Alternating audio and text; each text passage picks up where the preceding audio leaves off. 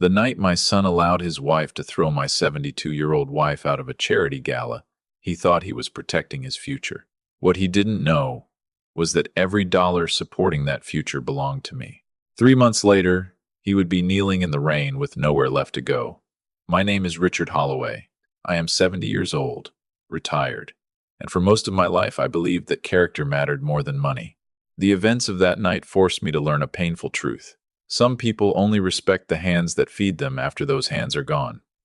The gala was being held in one of Manhattan's most prestigious hotels. Crystal chandeliers hung above hundreds of guests. Politicians, investors, executives, and philanthropists filled the ballroom. It was supposed to be a celebration of a new international resort project that my son Ethan and his wife Mia had spent months promoting. From the outside, they looked like the perfect success story. Young, wealthy, ambitious, admired. My wife Megan and I arrived quietly. We preferred it that way. Megan walked slowly with the help of a polished wooden cane. Years of health complications had weakened her body, but not her spirit. She still smiled at everyone we passed. She still thanked every waiter who offered a glass of water. She still possessed the kindness that had made me fall in love with her 46 years earlier. For most of the evening, we stayed near the edge of the ballroom, while Ethan and Mia entertained investors and reporters. Every now and then, Megan would glance toward our son with the same pride she had carried since the day he was born. That pride shattered shortly before the speeches began. Mia approached us with a smile that never reached her eyes. "Mrs. Holloway," she said sweetly, "some of the guests are becoming concerned." Megan looked confused. "Concerned about what?" Mia lowered her voice. "A few people noticed you seemed forgetful earlier. I think it might be best if you rested in one of the private lounges until the event is over." The color drained from my wife's face. She understood exactly what Mia was implying. So did I. Megan wasn't confused. She wasn't forgetful. She was simply old. Mia was trying to make age look like incompetence. Before I could respond, Ethan appeared beside his wife. I expected him to defend his mother.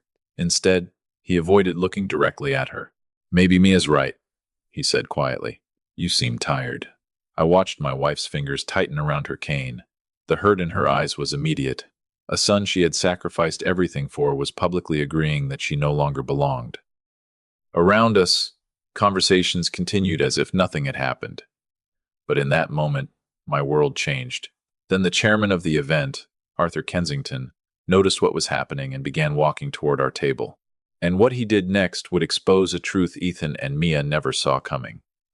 Arthur Kensington was not the kind of man who crossed a ballroom without a reason.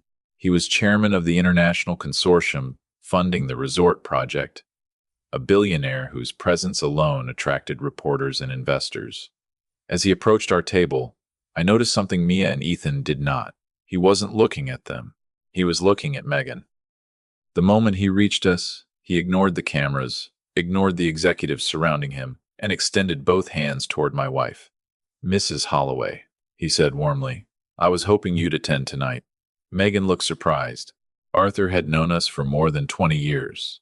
Long before Ethan and Mia ever dreamed of luxury apartments and international projects, Arthur had shared meals in our home. He had watched Megan organize charity events when nobody else volunteered.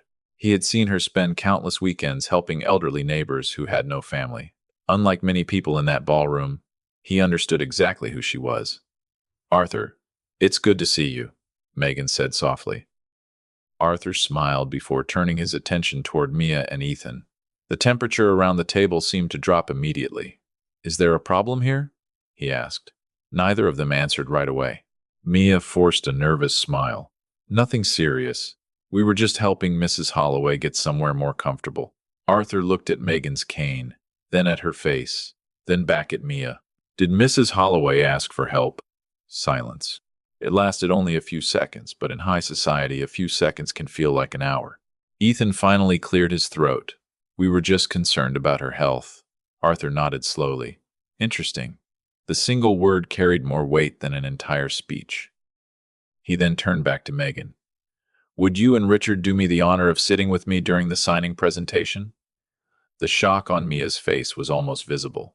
Their entire evening had been built around networking with Arthur and his investors. Yet the chairman was inviting the two elderly people they had just tried to hide. Of course, Megan replied politely. Arthur personally escorted us toward the reserved seating area near the stage. As we walked away, I glanced back once. Ethan stood frozen. Mia's smile had completely disappeared. For the first time that evening, uncertainty had entered their world. The presentation proceeded normally after that, but the damage had already been done. Throughout the event, Arthur treated Megan with a level of respect that did not go unnoticed by investors, executives, or reporters. Several guests approached our table to greet her. Others asked about charity projects she had helped organize years earlier. The woman Mia had tried to portray as confused and irrelevant suddenly became one of the most respected people in the room. Yet even as the evening ended, I could see something darker forming beneath Mia's forced smiles. She wasn't embarrassed. She wasn't remorseful. She was angry. Angry that her plan had failed. Angry that Megan still commanded respect. Angry that people she considered obstacles refused to disappear. And as Arthur's limousine carried Megan and me home through the rain-soaked streets of Manhattan, I realized something that made my stomach turn. What happened at the gala wasn't the beginning of the problem. It was only the first glimpse of how far Ethan and Mia were willing to go. The next morning, my attorney would uncover a secret so cruel that even Arthur Kensington would be left speechless. The call from my attorney came at 8:31 the next morning.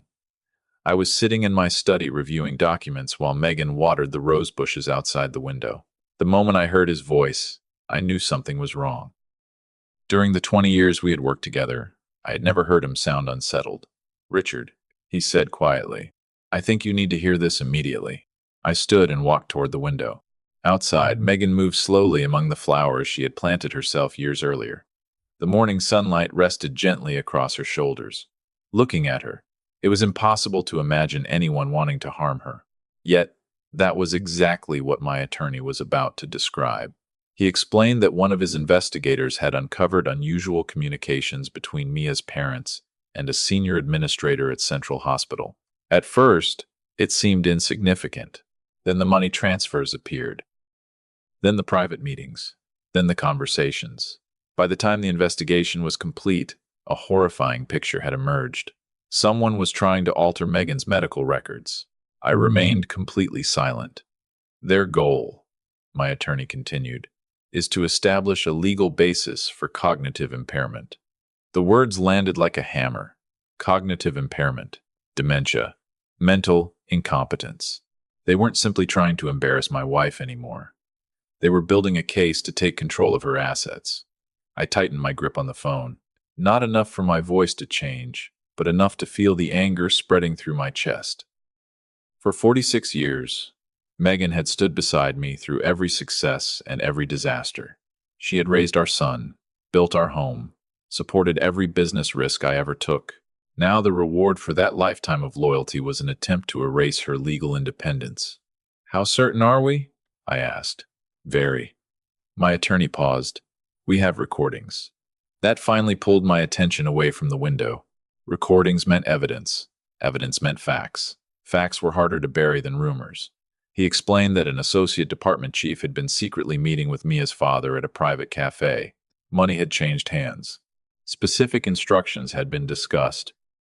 If Megan could be declared mentally incompetent, control over a significant portion of the trust assets registered in her name would automatically transfer to Ethan. Suddenly, everything made sense. The birthday gala, the comments about forgetfulness, the public humiliation. They weren't isolated incidents. They were preparation.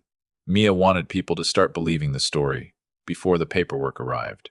I ended the call and stood quietly for several moments. Outside, Megan smiled as she trimmed a rose branch and waved toward a neighbor walking past the fence. She had no idea someone was trying to legally dismantle her life. On my desk sat a framed family photograph taken 10 years earlier. Ethan stood between us, smiling with one arm around his mother. Looking at that picture now felt like staring at a stranger. Then I opened the secure drawer in my desk and removed a small digital recorder. The evidence was already in my possession. And for the first time since the gala, I stopped thinking about forgiveness and started thinking about consequences. 3 days after my attorney uncovered the dementia scheme, Ethan arrived at our house carrying a leather briefcase and the confidence of a man who still believed he was in control. His luxury sedan pulled into the driveway shortly before sunset. Through the living room window, I watched him step out wearing an expensive tailored suit and checking his phone before he even reached the front door. The same son who once ran into this house after school to tell his mother about every small victory now treated family visits like unwanted business meetings. Megan was sitting beside the fireplace knitting when he entered. The moment she saw him, her face brightened. That hurt more than anything. No matter what he had done, she still saw her little boy. Ethan barely noticed. He kissed the air beside her cheek, placed his briefcase on the coffee table, and immediately began removing documents. "Mom, Dad, I only have about 20 minutes, he said. I need signatures before another meeting. Another meeting. Everything in his life seemed more important than the people who had built it. He spread several pages across the table and began explaining them with rehearsed confidence. According to him, a major international expansion was approaching. Asset management needed to be streamlined. Certain accounts would be easier to manage under centralized authority. The language sounded professional, polished, safe. That was the point. Most traps look harmless when viewed from a distance. Megan listened quietly. I listened more carefully. Because I already knew what was hidden beneath the legal language. The documents would gradually transfer decision-making authority over a substantial portion of the family trust. Not immediately, not obviously, but permanently. Ethan slid a pen toward his mother. This is really just a formality. A formality. An interesting word. People often use it when they hope someone won't read what they're signing. Megan looked at the papers, then at me. Her hands trembled slightly, not from illness, from disappointment. Somewhere deep inside, she already sensed what was happening. "Why now?" she asked softly. Ethan checked his watch before answering. "Because timing matters." I almost smiled. Timing certainly mattered, especially when someone was secretly trying to have her declared mentally incompetent. He was moving faster because he thought the window was closing. "You trust me, don't you?" Ethan asked. The question hung in the room. Once upon a time, the answer would have been automatic. Not anymore. I stood up and walked around the coffee table. Then I placed my hand gently on Megan's shoulder. "We're not signing anything tonight." Ethan's expression changed immediately. "Dad, you're overthinking this. Maybe. You haven't even read everything." "Actually," I said calmly, "I've read enough." For the first time, genuine unease appeared behind his eyes.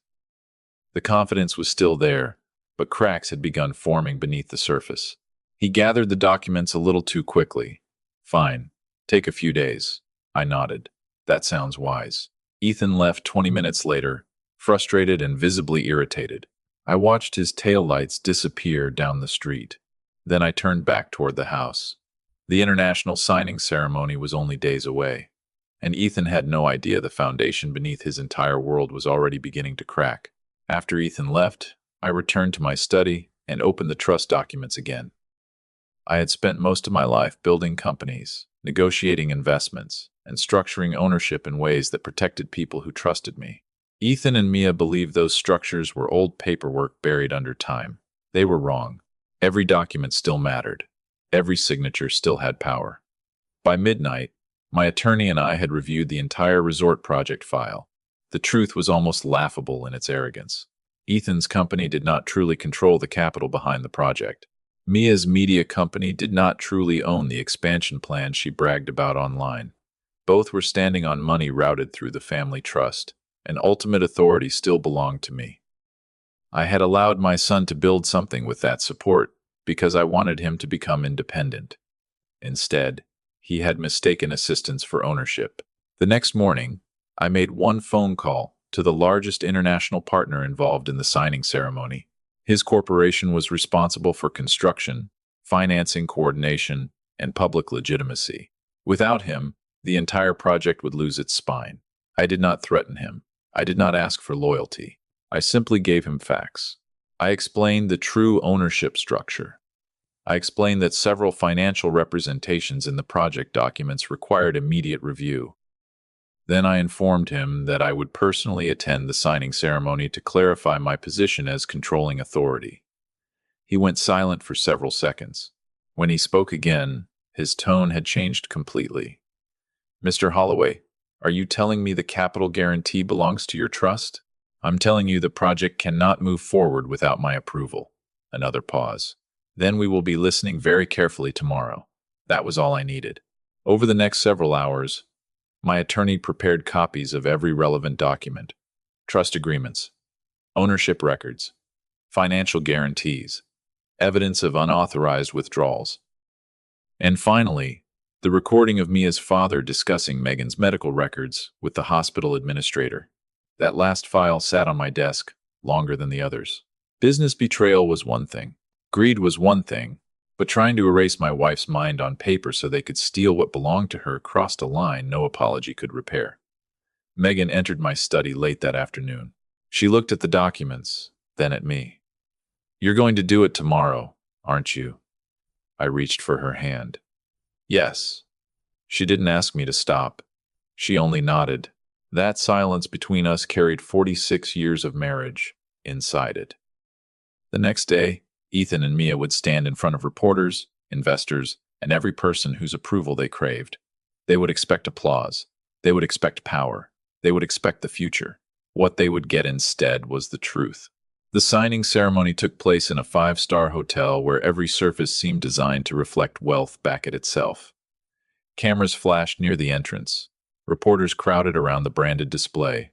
Investors shook hands beneath chandeliers bright enough to make the whole room feel like a stage. At the center of it all stood Ethan and Mia, smiling as though the future had already been placed in their hands. Mia wore a white designer dress and moved through the crowd with practiced confidence, greeting guests as if she had built the empire herself, brick by brick. Ethan stood beside her, polished and proud, accepting praise from men who had no idea how little of that success actually belonged to him. I entered through a side door, wearing a simple black suit. No entourage, no announcement, no sign of wealth. To most people in that room, I looked like an old man who had wandered into the wrong event. That suited me perfectly. I sat in the last row and watched. For several minutes, nobody noticed me. Then Mia did. Her smile froze for half a second before she recovered. She whispered something to Ethan, then walked toward me with 2 security guards following behind her. "Richard," she said quietly, positioning herself so the cameras couldn't see. "This is a private international signing event. You don't have credentials to be here." I looked up at her calmly. "Are you sure about that?" Her eyes hardened. "After what happened at the gala, I really hoped you and Megan would stop trying to embarrass this family." The word family sounded strange coming from her mouth. "Megan isn't here," I said. "Good," Mia replied before she could stop herself. That single word told me everything. She didn't want peace. She wanted absence. She wanted the old woman she had tried to erase from medical records to disappear from every room where power was being discussed. She turned to the guards. "Please remove him before the ceremony begins." The 2 men stepped closer. I did not move. I simply looked at Mia and said, "Before you do that, you may want to read the ownership documents more carefully." She gave a short laugh. "You don't own anything here." The guards reached toward me just as the lights dimmed and the opening music began. On stage, the master of ceremonies welcomed the guests and introduced the representatives of the international consortium. Ethan adjusted his tie, preparing to walk into the spotlight. Mia stepped back toward the stage, still watching me with contempt. Then the announcer's voice filled the ballroom. He said the ceremony would begin by honoring the controlling shareholder, the founder of the trust holding majority authority over the project's capital. Ethan smiled, clearly expecting a powerful investor's name. Mia lifted her chin. Hundreds of guests turned toward the stage. Then the master of ceremonies announced my name. Every spotlight in the room swung away from Ethan and landed directly on me. For a moment, nobody moved. The ballroom seemed to freeze in place as every spotlight settled on me. Hundreds of faces turned toward the last row where I had been sitting only seconds earlier. Investors, executives, reporters, and board members all stared in stunned silence. Ethan remained standing near the stage with a smile still half formed on his face. It slowly disappeared as reality caught up to him. Mia looked from the stage to me and then back again, as if her mind refused to process what she was hearing. The master of ceremonies continued speaking. Mr. Richard Holloway is the founder of the Holloway Family Trust and controlling authority behind the capital structure supporting this project. A murmur spread through the audience. The confusion quickly turned into curiosity. Curiosity turned into shock. I rose from my seat and began walking toward the stage. The sound of my shoes against the polished floor echoed through the silent hall. Nobody tried to stop me now. Not the security guards. Not the event staff. Not Mia. The same people who had been ready to remove me moments earlier now stepped aside without a word. Ethan stared at me as though he were seeing a stranger. In many ways, he was. For years I had intentionally remained in the background. I allowed him to believe success belonged entirely to him. I wanted him to build confidence. I wanted him to develop independence. Instead, he had mistaken support for ownership and generosity for weakness. When I reached the stage, the chairman of the international consortium personally stepped forward and shook my hand. Cameras exploded in flashes across the ballroom. Every reporter suddenly understood they were witnessing a story far bigger than a routine signing ceremony. I stepped behind the podium and looked out over the crowd. Then I looked directly at Ethan. His face had gone pale. Mia's expression was even worse. Fear had finally replaced arrogance. "Good afternoon," I said calmly. "Before any agreements are signed today, there are several facts that need to be clarified." The room became completely silent. I opened a folder and placed several documents on the podium. Ownership records, trust agreements, capital guarantees. Every page represented years of decisions that Ethan and Mia had never bothered to understand. Over the past several years, I continued, many people have been led to believe that this project rests entirely on the financial strength of Ethan Holloway and his partners. I paused. That is not accurate. The audience shifted uneasily. Investors exchanged glances. Board members leaned forward. The representative from the multinational construction corporation watched carefully from the front row. I lifted the primary trust agreement. The majority capital guarantee supporting this project belongs to the Holloway Family Trust. Ultimate authority remains with its founder. I let the words settle over the room before speaking again. Me. Across the stage, Ethan looked as though the ground beneath him had suddenly disappeared.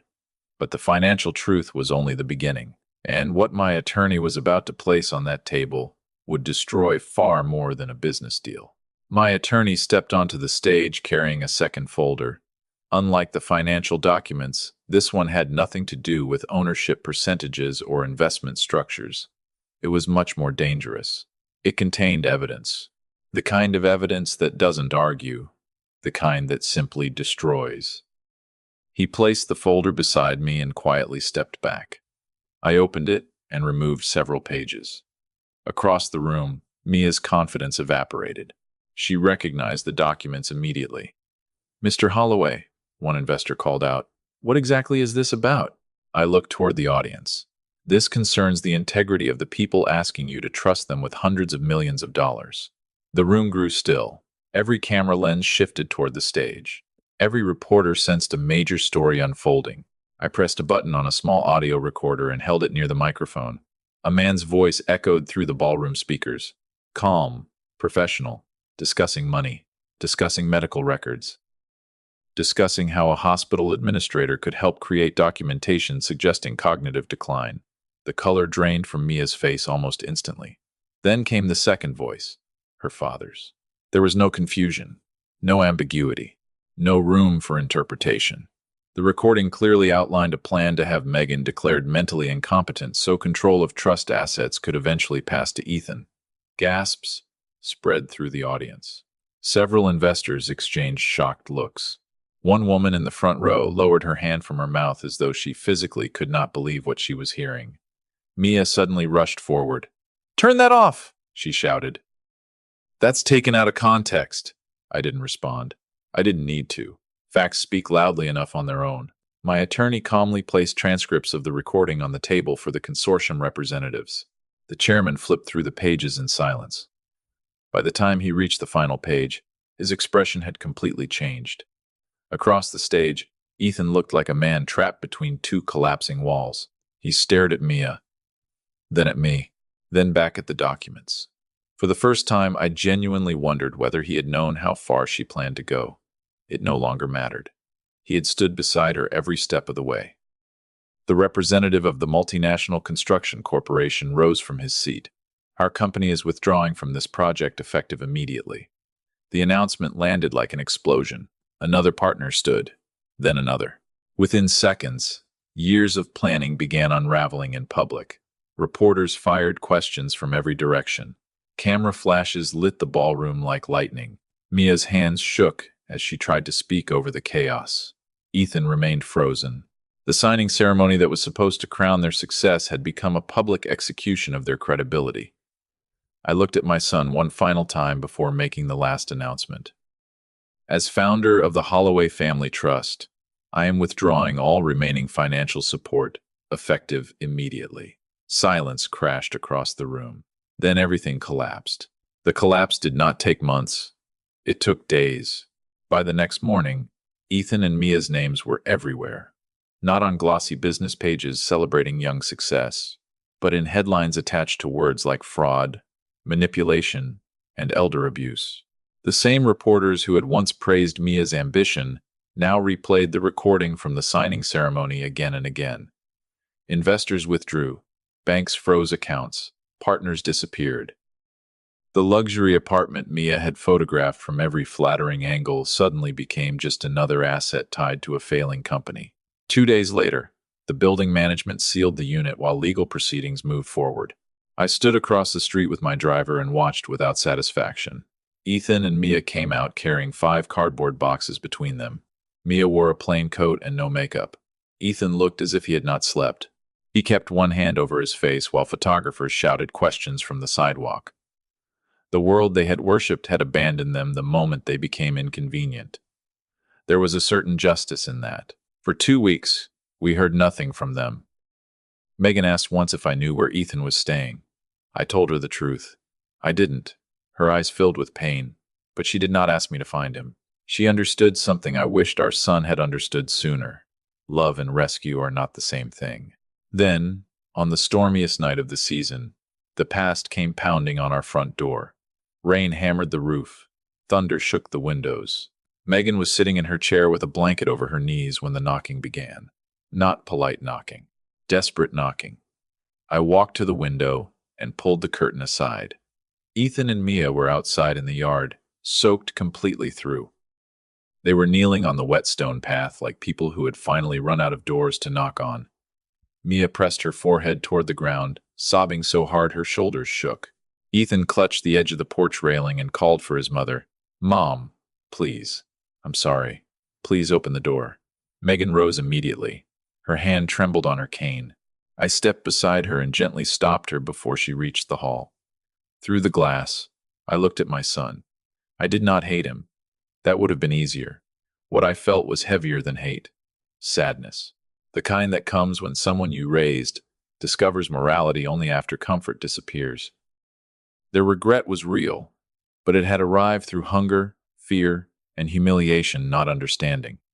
I shook my head once. Megan closed her eyes as tears ran down her face. I stood with her until the knocking faded into the rain.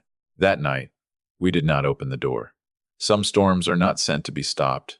Some are sent to teach people what their foundations were truly made of. The next morning, the storm had passed. The yard was covered with fallen leaves and broken branches, but the sky above Manhattan was clear again. Life has a strange way of moving forward whether people are ready or not. Megan stood by the kitchen window for a long time that morning. She never mentioned Ethan's name. She never asked whether I regretted leaving him outside. But after 46 years of marriage, I knew exactly what she was thinking. A mother's heart does not stop loving simply because it has been broken. 3 months later, we left Manhattan behind. The city had given us success, friendships, and memories. It had also shown us how quickly people can lose themselves when they begin worshiping status instead of character. We moved to a quiet coastal town where nobody cared about trust funds, luxury apartments, or corporate titles. The ocean became our new neighbor. Every morning, Megan sat on the porch with a cup of tea, while waves rolled across the shoreline in the distance. Little by little, peace returned to her face. The tremble in her hands became less noticeable. Her smile became easier. The sadness never disappeared completely, but it no longer controlled her life. Before leaving the city, I made one final decision. Every remaining dollar that had once been reserved for Ethan's future was redirected into a charitable organization called the Megan Foundation. The foundation provided medical assistance, housing support, and companionship programs for elderly people who had been abandoned or neglected by their families. If our pain was going to leave a legacy, it would be one that protected others from experiencing the same thing. The response exceeded every expectation. Former business partners contributed, philanthropists joined, community leaders volunteered. Within months, the foundation was helping hundreds of elderly men and women across the state. One afternoon, a reporter asked me why I had chosen charity instead of reconciliation.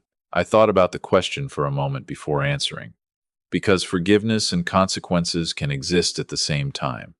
The article spread widely online. Weeks later, I received a letter with no return address. Inside was a single handwritten page. Ethan's handwriting had not changed since high school. The letter contained no requests for money, no excuse, no attempts to justify what happened. It simply said he had found work on a farm several states away and was trying to rebuild his life honestly. At the bottom, he wrote something that stayed with me long after I folded the page away. For the first time, I understand what you and Mom spent your lives trying to teach me. I never replied. Some lessons require silence to finish their work. That evening, I carried 2 cups of tea onto the porch and sat beside Megan as the sun disappeared into the ocean. She rested her head gently against my shoulder. Together we watched the horizon glow gold and crimson beneath the fading light. We had survived betrayal, humiliation, greed, and heartbreak. Yet somehow, we had also found peace. In the end, wealth was never the greatest gift we could leave behind. Character was. Money can build companies, buy houses, and create comfort, but only character can build a foundation strong enough to survive the storms of life. And as I sat beside the woman who had stood with me through every storm, I realized that was the richest legacy either of us would ever leave behind.